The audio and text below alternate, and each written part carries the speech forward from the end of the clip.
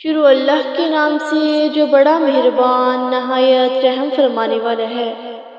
السلام علیکم ورحمۃ اللہ وبرکاتہ۔ پیارے دوستو،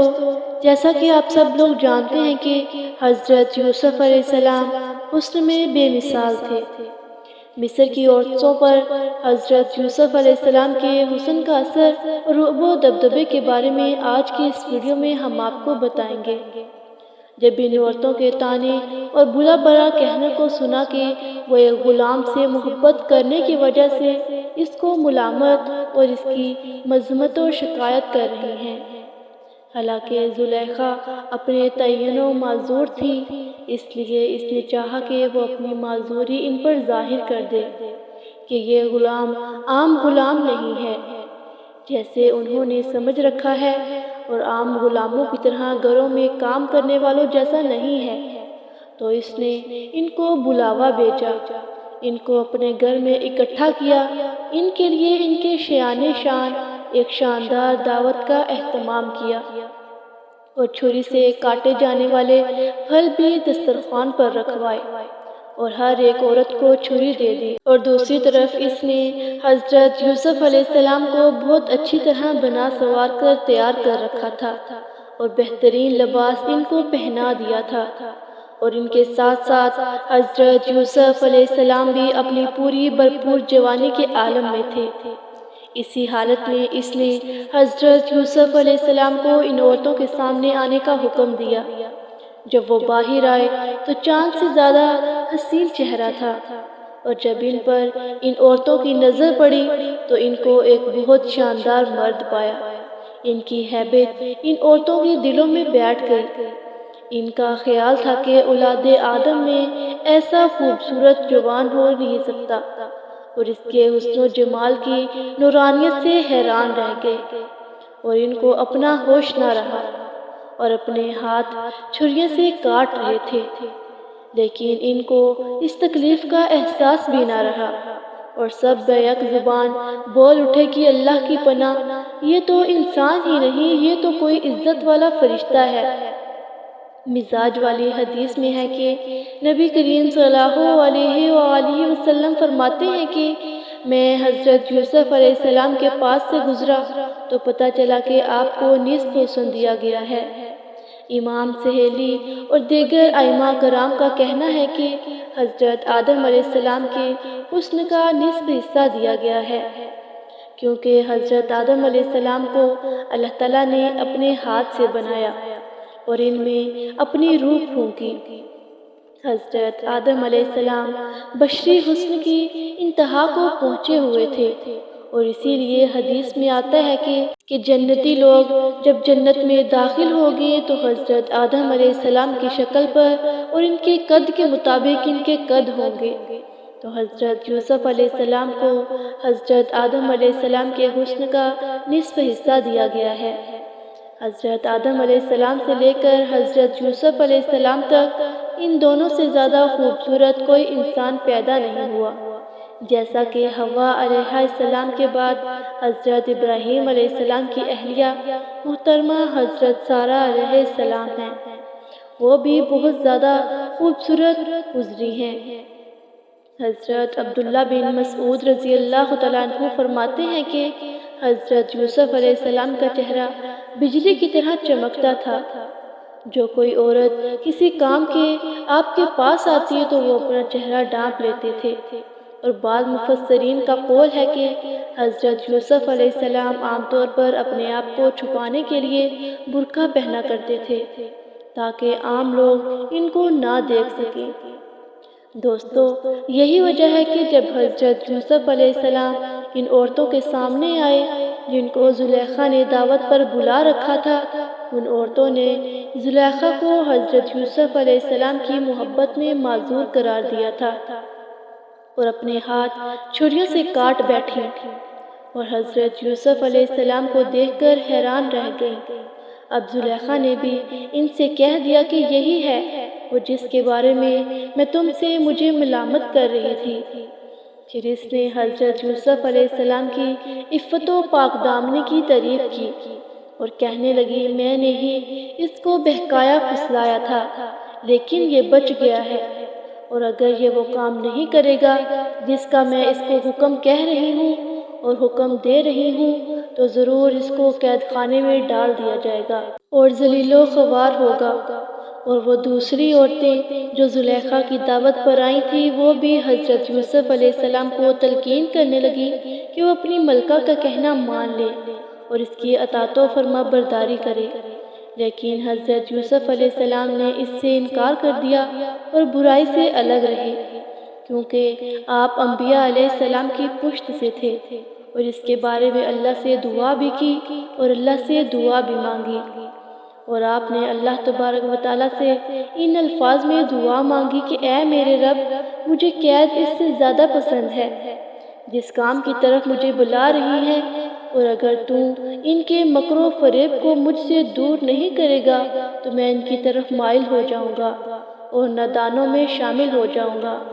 یعنی اے اللہ، اگر تو مجھے میرے نفس کے حوالے کر دے گا تو میں عاجز اور کمزور ہوں، اور میں اپنے لیے کسی فائدہ اور نقصان کا مالک نہیں ہوں، مگر جو تو چاہے میں تو کمزور ہوں، ہاں یہ کہ تو مجھے قوت دے، مجھے بچائے اور حفاظت کرے تو میں بچ جاؤں گا۔ تو خدا نے ان کی دعا قبول فرما لی اور ان سے عورتوں کا مکر دفع کیا، بے شک وہ سننے والا جاننے والا ہے۔ پھر باوجود اس کے کہ وہ نشانی دیکھ چکے تھے، مگر ان کی رائے یہی ٹھہری کہ کچھ عرصے کے لیے ان کو قید ہی کر دیں، اور ان کے ساتھ 2 اور جوان بھی جیل میں داخل ہوئے۔ ان میں سے ایک نے کہا کہ میں نے خواب میں دیکھتا کیا ہوں کہ شراب کے لیے انگور نچوڑ رہا ہوں۔ دوسرے نے کہا میں نے خواب میں دیکھا کہ اپنے سر پر روٹیاں اٹھائے ہوئے ہوں اور پرندے ان میں سے کھا رہے ہیں، ہمیں ان کی تعبیر دیجیے، آپ ہمیں نیکوکار نظر آتے ہیں۔ حضرت یوسف علیہ السلام قیدیوں کو تبلیغ دین کی اور کہا کہ جو کھانا تمہیں ملنے والا ہے وہ آنے نہیں پائے گا کہ میں اس سے پہلے تمہیں تعبیر بتا دوں گا۔ یہ ان باتوں میں سے ہے جو میرے پروردگار نے مجھے سکھائی ہیں۔ جو لوگ خدا پر ایمان نہیں لاتے اور قیامت کے دن کا انکار کرتے ہیں، میں ان کا مذہب چھوڑے ہوئے ہوں اور اپنے باپ دادا حضرت ابراہیم علیہ السلام اور حضرت اسحاق علیہ السلام اور حضرت یعقوب علیہ السلام کے مذہب پر چلتا ہوں۔ ہمیں یہ لائق ہی نہیں کہ ہم خدا کے ساتھ کسی چیز کو شریک بنائیں۔ یہ خدا کا فضل ہے ہم پر بھی اور لوگوں پر بھی، لیکن اکثر لوگ شکر نہیں کرتے۔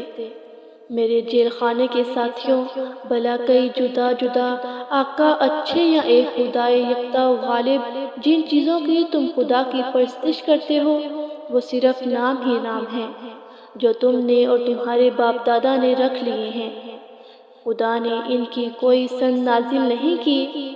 خدا کے سوا کسی کی حکومت نہیں ہے، اس نے حکم دیا ہے کہ اس کے سوا کسی کی عبادت نہ کرو، وہی سیدھا دین ہے، لیکن اکثر لوگ نہیں جانتے۔ اے میرے جیل خانے کے ساتھیوں، تم میں سے ایک جو پہلا خواب بیان کرنے والا ہے وہ تو اپنے آقا کو شراب پلائے گا،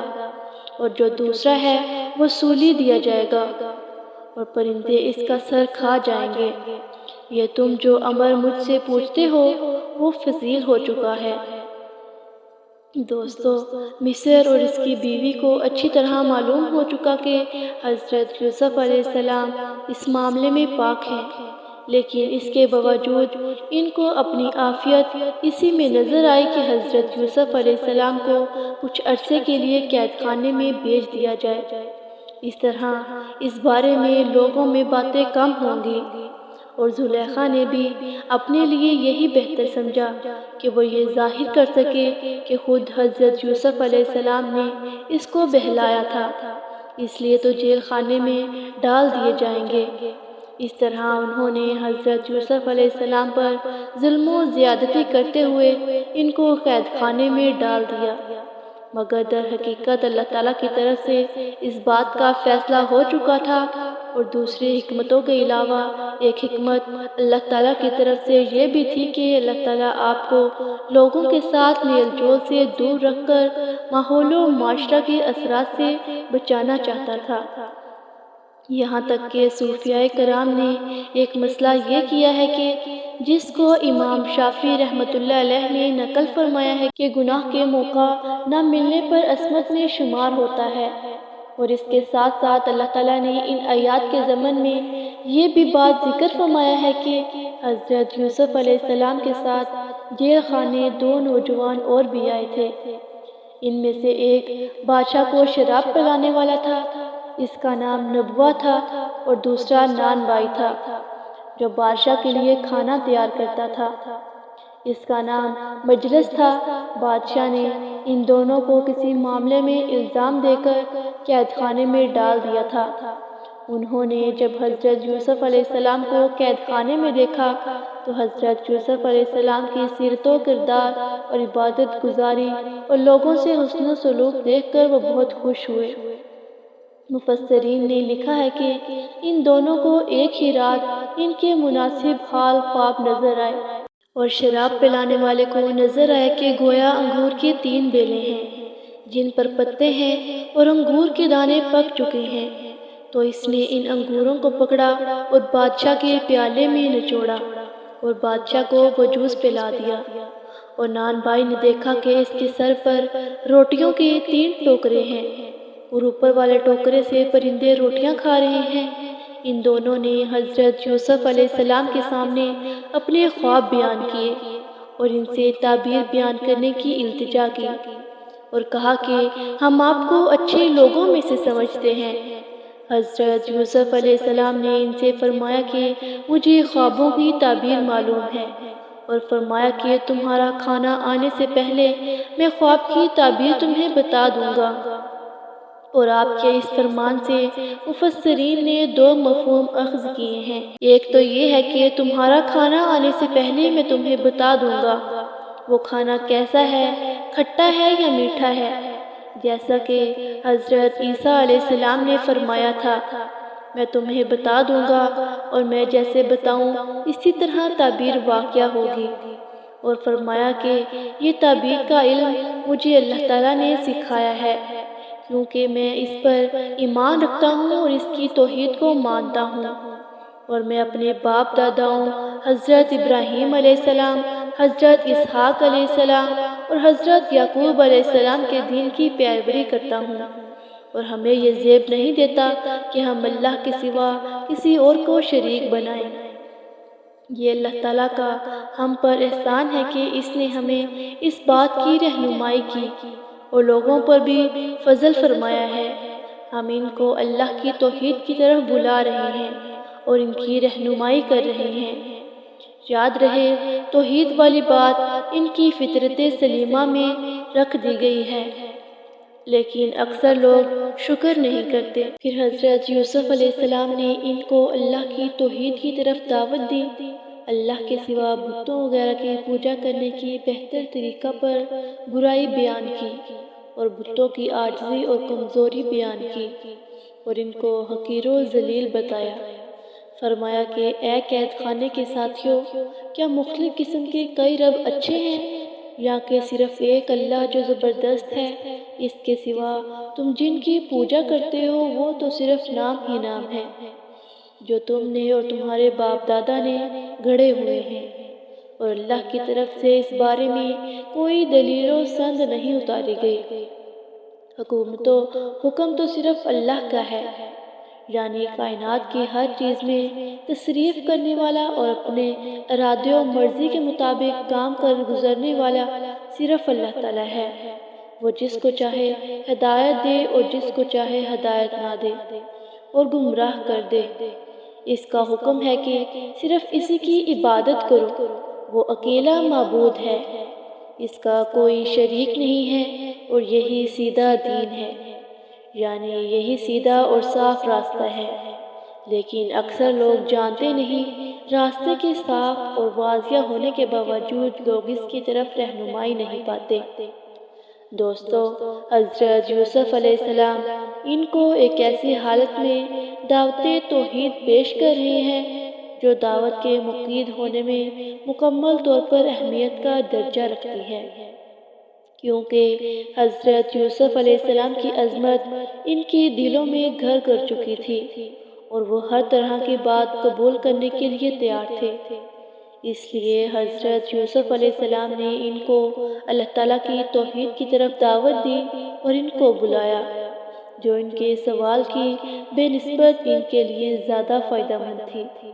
مناسب اور واجب رہنمائی کرنے کی ذمہ داری سے فارغ ہونے کے بعد فرمایا، اے ساتھیو، تم میں سے ایک اپنے بادشاہ کو شراب پلائے گا۔ کہتے ہیں کہ یہ شراب پلانے والا تھا اور دوسرا سولی پر چڑھا دیا جائے گا، بس پرندے اس کے سر کو نوچ نوچ کر کھائیں گے۔ تم دونوں جس بارے میں تحقیق کر رہے ہو اس کا فیصلہ کر دیا گیا ہے۔ دوستو، یہ معاملہ ہر حال میں ہو کر رہے گا۔ اس وجہ سے حدیث شریف میں آتا ہے کہ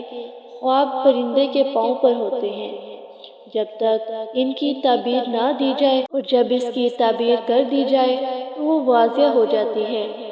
حضرت ابن مسعود مجاہد اور عبد الرحمن بن زید بن اسلم رحمۃ اللہ علیہ سے مروی ہے کہ